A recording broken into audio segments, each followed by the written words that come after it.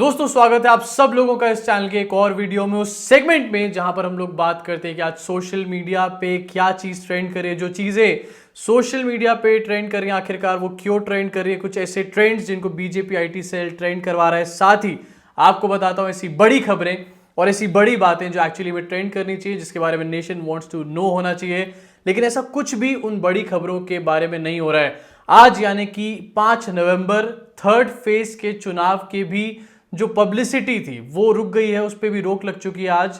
और अब एक लास्ट फेज का इलेक्शन बिहार में बच गया है सिर्फ। उसके बाद 10 तारीख को बिहार के नतीजे आएंगे, बिहार के रिजल्ट्स आएंगे। लेकिन जो सबसे ज्यादा रोमांचक बात है वो ये है कि हमारे देश में बिहार इलेक्शंस के बारे में ज्यादा बात नहीं हो रही है, उससे ज्यादा बात एकदम से हो रही है हमारे देश में यूएस प्रेसिडेंशियल इलेक्शंस के बारे में। तो मैं आप लोगों को कहना चाहता हूं कि प्लीज ध्यान दीजिए जरा अपने देश के ऊपर। यूएस में जो होगा वो देखी जाएगी, लेकिन यहां पर क्या क्या हो रहा है और आपकी इस अनदेखी में क्या क्या करने की कोशिश कर रहे हैं भारतीय जनता पार्टी के लोग, उस पे खासी नजर डालने की जरूरत है। तो दोस्तों बिहार चुनाव की बात करेंगे। सबसे पहले बिहार में लव जिहाद की एंट्री हो चुकी है। जी हां, मुबारक हो आप सब लोगों को। बिहार में लव जिहाद की गिरिराज सिंह जो है वो एंट्री करवा चुके हैं। आज ही उन्होंने एक खबर आई जहां पर पता चला, उन्होंने बोला कि बिहार में लव जिहाद के खिलाफ कानून बनाया जाएगा अगर बिहार में दोबारा एनडीए की सरकार आती है। मतलब घूम फिर के विकास से शुरू होकर के घूम फिर के गाड़ी आ चुकी है लव जिहाद के ऊपर। प्लेटफॉर्म जो है उसी प्लेटफॉर्म पे आके हर बार गाड़ी रुकती है जहां पर जनता का कोई विकास नहीं होता, जनता की कोई मुद्दे की बात नहीं होती, कोई भी रियल इश्यूज की बात नहीं होती, सिर्फ इधर उधर की फर्जी बातें होती रहती हैं। तो गिरिराज सिंह वापस लेकर आ चुके हैं जैसा मैंने बताया। उसके बाद नीतीश कुमार ने एक सिंपैथी कार्ड प्ले किया है, ये भी खबर ट्रेंड कर रही है आज सुबह से। नीतीश कुमार ने ये बोला है कि ये मेरा लास्ट इलेक्शन है। जब नीतीश कुमार को समझ आ गया कि मैं हार की तरफ बहुत तेजी से बढ़ रहा हूं, अब मैं रुकने का नाम नहीं ले रहा, खिसियाहट उनके चेहरे पे सामने आ गई, उनकी बौखलाहट सामने आ गई और कुछ भी उसके बावजूद नहीं चल रहा, तो उसके बाद वो लेकर आए सिंपैथी का कार्ड। नीतीश कुमार जनता को सिंपैथी ले रहे हैं उनसे और जनता के सामने ये बेकार का फजूल ड्रामा कर रहे हैं और रोना गाना कर रहे हैं। ये कह रहे हैं कि ये मेरा आखिरी इलेक्शन है, किसी तरीके से मेरे को आखिरी इलेक्शन के नाम पर ही वोट दे दो। लेकिन दोस्तों कमाल की बात यह है कि आखिरी इलेक्शन के कार्ड पर भी जनता इन लोगों के ऊपर विश्वास करने को तैयार नहीं है। नीतीश कुमार ने अपना आखिरी इलेक्शन का कार्ड खेला, ये बोला कि ये मेरा आखिरी इलेक्शन है। वहीं दूसरी तरफ मोदी जी पीछे कैसे रहते हैं? जी हाँ, मोदी जी, वही मोदी जी जो हर चीज में अपने आप को अव्वल दिखाना चाहते हैं, पब्लिसिटी में भी अव्वल रहते हैं हर टाइम। तो मोदी जी का एक अलग तरीके का शगुफा सामने आया। मोदी जी ने लेटर लिख डाले, बिहार को लव लेटर लिखा है मोदी जी ने और यह कहा है कि मैं चाहता हूं बिहार की डेवलपमेंट अगर करनी है तो मैं चाहता हूं कि आप नीतीश कुमार को वोट करें। ये लव लेटर नहीं है, ये एक्चुअली में धमकी भरा हुआ लव लेटर है, जहां पर मोदी जी ने बिहार की जनता को यह बोला है कि देखो भाई, अगर तुमने नीतीश कुमार को नहीं चुना तो तुम्हारे राज्य की डेवलपमेंट मैं नहीं होने दूंगा। ये बात साफ कर दी है मोदी जी ने इस लेटर के माध्यम से। नई नई चीजें हर बार निकाल के लेकर आते हैं। कभी मोदी जी चढ़ जाते हैं हेलीकॉप्टर के ऊपर, कभी मोदी जी किसी बड़े बड़े स्टैचू का उद्घाटन करने लगते हैं और आज ये लेकर आए नया शगुफा। कभी मोर को खाना खिलाते हैं, कभी तोते को खाना खिलाते हैं, आज नया शगुफा लेकर आए कि आज एक चिट्ठी लिख डाली इन्होंने। जब आपके पास कोई काम नहीं होता, जब आपके पास कोई बेसिस नहीं होते वोट मांगने के लिए, तभी इस तरीके की हरकतें करी जाती हैं। साथियों ये हम सब के लिए गर्व का विषय है और बिहार चुनाव का पूरा फोकस विकास के ऊपर केंद्रित रहा है।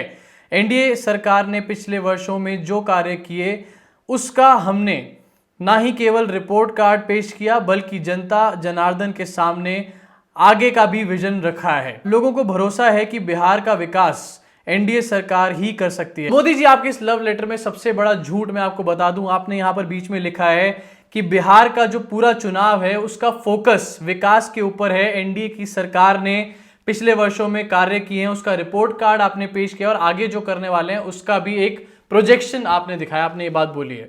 अगर आपका पूरा फोकस बिहार के विकास पे होता तो क्या आप यहां पर भारत माता की जय और जय श्री राम जैसे स्टेटमेंट्स देते? क्या आपके लोग, गिरिराज सिंह, इसी वीडियो की शुरुआत में मैंने बताया कि लव जिहाद की बातें कर रहे हैं, बार बार योगी आदित्यनाथ आते हैं वो भी इसी तरीके की बातें करते हैं। आखिरकार क्या यही आपके विकास की परिभाषा है?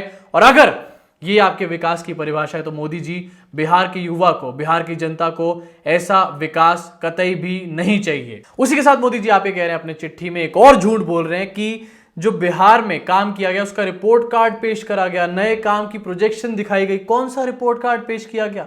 क्या बिहार में हर साल एंसेफेलाइटिस से जो बच्चे मरते हैं उस रिपोर्ट कार्ड में उन बच्चों के लिए जगह थी? या बिहार के जो लाखों माइग्रेंट लेबरर्स अपने घर पैदल चल चल के वापस जा रहे थे, जिनके पास वाहन नहीं था, जिनके पास व्यवस्था नहीं थी घर पहुंचने की, जिनके बच्चे सड़कों पे मारे जा रहे थे भूख से, क्या वो आपके रिपोर्ट कार्ड का कहीं पर हिस्सा बन पाई? क्या इसको आप रिपोर्ट कार्ड बोलते हैं?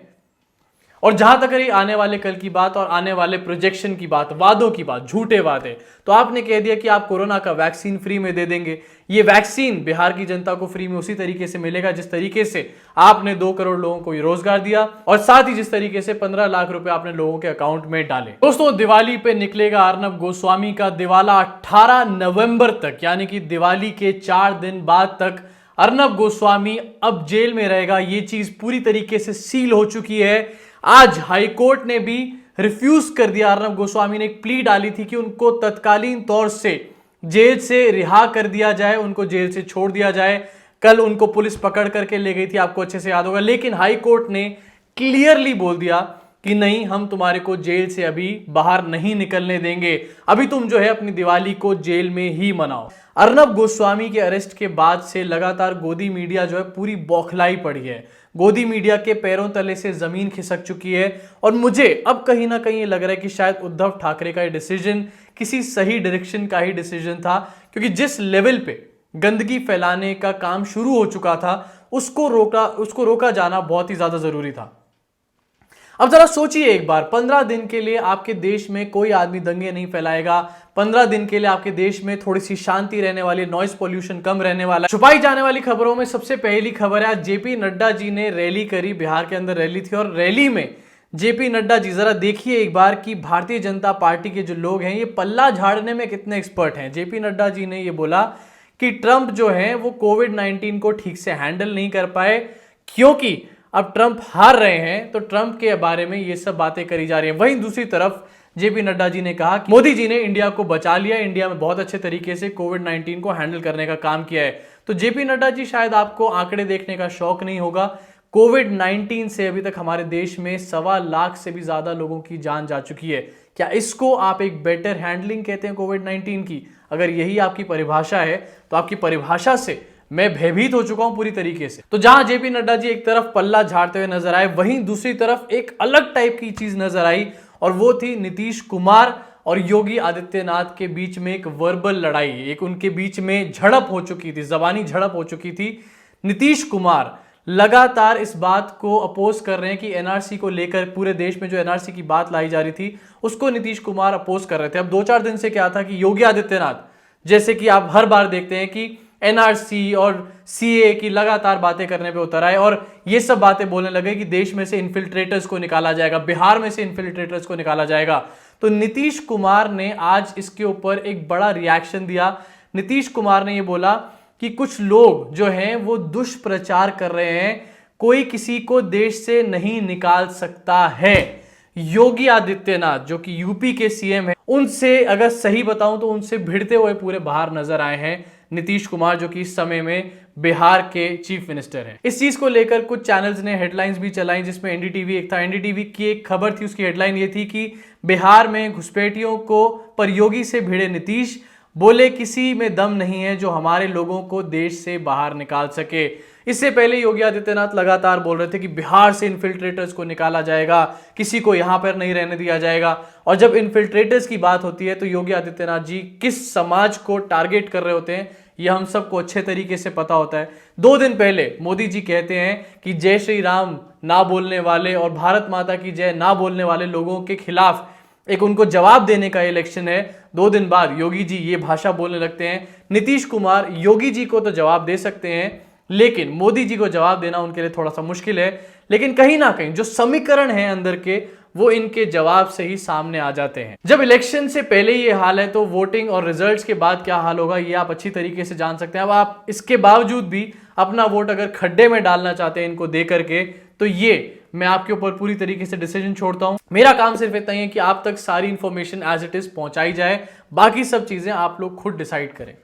अभी के लिए इस वीडियो में दोस्तों इतना ही। अगर आपको ये वीडियो अच्छी लगी हो तो इसको अपने दोस्तों के साथ शेयर करिए, जिससे ये वीडियो बिहार के जन जन तक पहुंचे। अगर आपको मेरा काम पसंद आ रहा हो तो नीचे डिस्क्रिप्शन में पेटीएम का लिंक है, ऊपर ज्वाइन का लिंक है, दोनों में से किसी एक को भी क्लिक करके आप लोग मुझे मंथली सपोर्ट कर सकते हैं। मुलाकात होगी आप सब लोगों से अगली वीडियो।